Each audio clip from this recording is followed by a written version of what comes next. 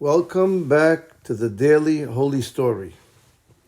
Rabbi Shimon ben Yitzchak Memagentsa was the uncle of Rashi and a great poet.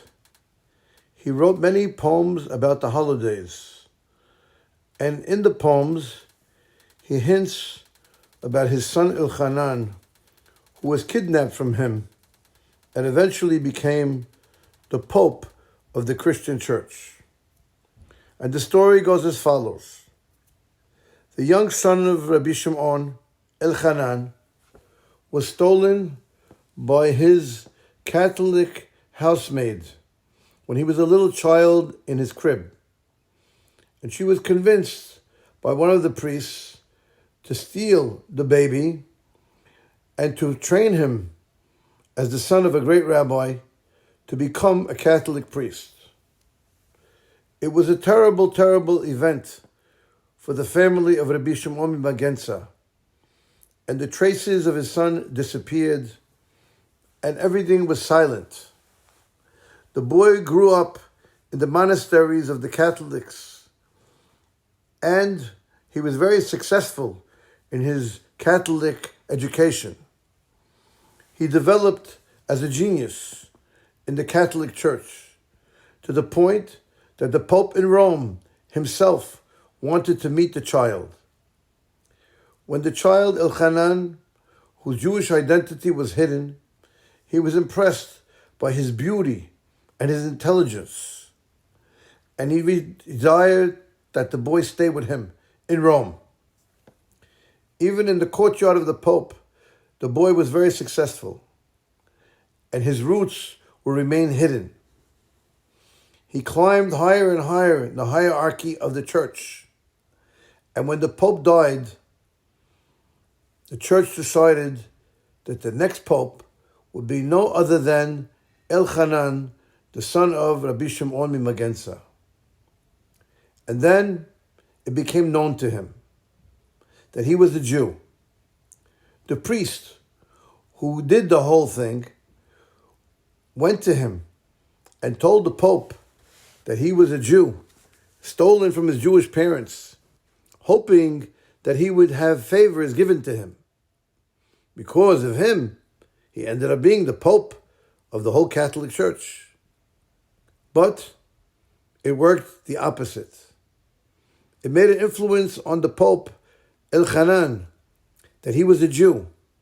He began to think about his parents, and he wanted to see them. But how could he? He was the Pope. So he came up with a great idea.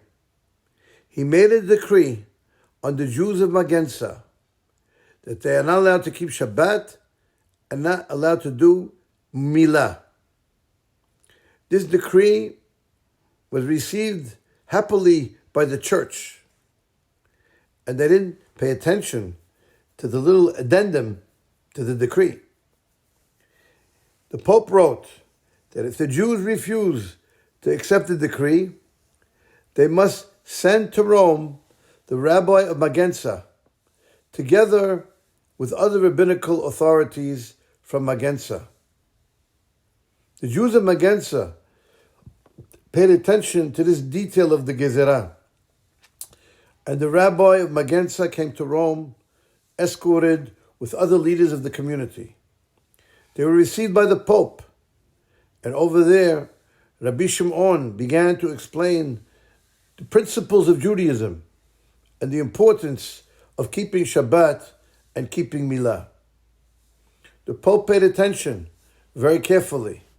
He asked many questions, and he commanded the decree to be abolished. The group of Jews were very happy, and they asked for permission to go back to Memagentsa in order to tell the Jews that the decree was lifted. The Pope said, "You can all return. However, you, Rabbi, I want you to stay in Rome a few days. I need to speak to you about various things about Judaism." And the Rabbi, Rabbi Shimon Memagentsa, agreed. The Pope was happy that his plan worked.